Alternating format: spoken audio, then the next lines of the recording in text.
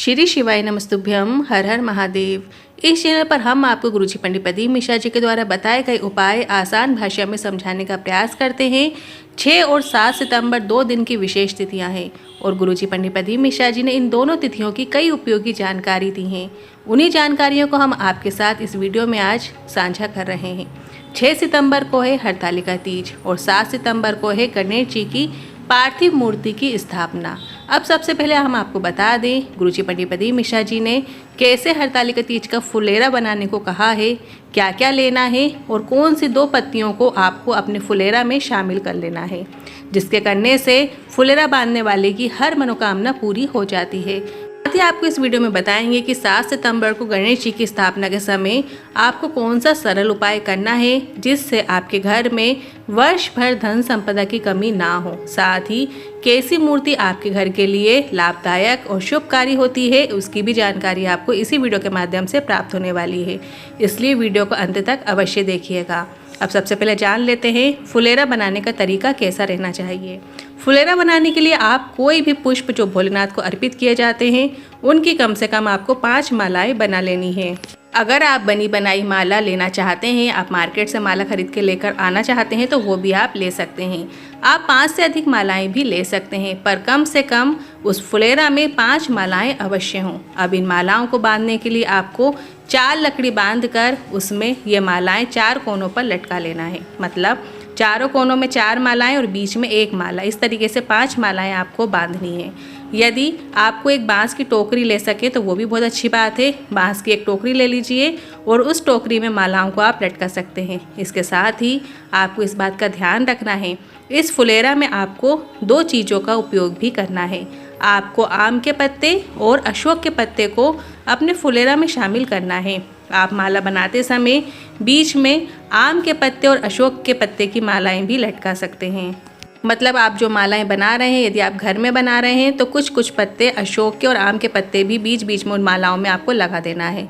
यदि आप बाज़ार से मालाएं खरीद के ला रहे हैं तो उसमें आप अलग से 2 मालाएं, एक आम के पत्ते की और एक अशोक के पत्ते की भी लगा सकते हैं। इस प्रकार से फुलेरा बांधकर भोलेनाथ के मंदिर में बांधने वाले की हर मनोकामना भोलेनाथ की कृपा से निश्चित पूरी हो जाती है। आशा करती हूँ फुलेरा बनाने का ये आसान तरीका आपको समझ में आ गया होगा।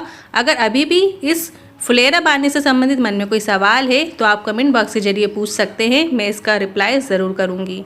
अब जान लेते हैं गणेश जी की स्थापना में कैसी मूर्ति का चयन करें। जी पंडित प्रदीप मिश्रा जी के अनुसार उन्होंने बताया है कि जो दाईं सूंड के गणेश जी होते हैं, मतलब राइट सूंड के जो गणेश जी होते हैं वो घर के लिए अच्छे होते हैं। इस प्रकार के गणेश जी की स्थापना से शुभ कार्य घर में होते हैं, संपदा की वृद्धि होती है, वैभव की वृद्धि होती है, लक्ष्मी की वृद्धि होती है। और जो बाएं सूंड के गणेश जी होते हैं वो दुकान, व्यापार, ऑफिस, कार्यालय के लिए अच्छे होते हैं। जिन लोगों के दुकान है, व्यापार है, व्यवसाय है, कुछ लोग अपने कार्यालय में भी गणेश जी की स्थापना करते हैं, तो ऐसी स्थिति में आपको बाएं सूंड के गणेश जी रखना चाहिए। अब हम आपको बता दें कि दाईं सूंड और बाईं सूंड में आपको परेशान नहीं होना है। यहाँ पर हम आप जो बता रहे हैं ये गणेश जी की मूर्ति के दाईं और बाईं सूंड की बता रहे हैं। आपको ये नहीं करना है कि मतलब कई लोग बोलते हैं कि गणेश जी के दाईं ओर की हम सामने से देख रहे हैं तो वो हमारी दाईं ओर है, तो आपसे इस सूंड का लेना देना नहीं है। आपको जो मूर्ति है उसके दाईं ओर देखना है। सरल भाषा में समझाऊं तो आप गणेश जी की मूर्ति के पीछे खड़े हो जाएं और इसके बाद आपका दाएं और वो भी गणेश जी का दाएं होगा और इस प्रकार से जो आपका बाएं है वो भी गणेश जी का बाएं होगा। इस प्रकार से आप आसान भाषा में समझ सकते हैं। आपको दाएं सूंड के गणेश जी घर के लिए लेना है और बाएं सूंड के गणेश जी अन्य स्थान के लिए आप ले सकते हैं। ऑफिस, कार्यालय या जहाँ भी कंपनी है वहाँ पे भी स्थापना करना चाहें तो आप बाएं सूंड के गणेश जी रख सकते हैं। पर यदि आप घर में विराजमान कर रहे हैं गणेश जी तो आपको दाएं सूंड के गणेश जी रखना चाहिए। अब घर के लिए ला रहे हैं तो इस बात का ध्यान रखें कि घर में लाने वाली जो मूर्ति है वो बैठी हुई होना चाहिए, आराम करती हुई गणेश जी की मूर्ति होना चाहिए। आपको खड़े हुए जो गणेश जी की छवि होती है वैसी मूर्ति आपको घर में नहीं लाना है, सिर्फ आपको बैठे हुए गणेश जी की मूर्ति घर में लाना चाहिए। हमारे शास्त्र कहते हैं गणेश जी जब जब खड़े होते हैं तब तब वे संहार करते हैं और गणेश जी जब जब बैठते हैं तब तब धन, संपदा और वैभव प्रदान करते हैं। गणेश भगवान की मूर्ति को घर में लाने से पहले आपको अपने घर के मुख्य द्वार की दोनों ओर स्वास्तिक बना लेना है। एक हल्दी का स्वास्तिक बनाना है और एक कुमकुम का स्वास्तिक बनाना है। और मुख्य द्वार के दोनों ओर आपको 2 दीपक प्रज्वलित करना है। ये आपको गणेश जी के लाने से पहले करना है। 2 दीपक आपको प्रज्वलित करना है और 2 स्वास्तिक, एक हल्दी का और एक कुमकुम का बना लेना है। ये दोनों दीपक हम रिद्धि सिद्धि के लिए प्रज्वलित कर रहे हैं। इसके बाद मुख्य द्वार से जब अंदर प्रवेश करते हैं तो प्रवेश करते समय अपना सीधा पांव घर के अंदर की ओर पहले रखना है। अब आपको गणेश जी की स्थापना के समय करने वाले सरल और आसान उपाय की जानकारी दे देते हैं।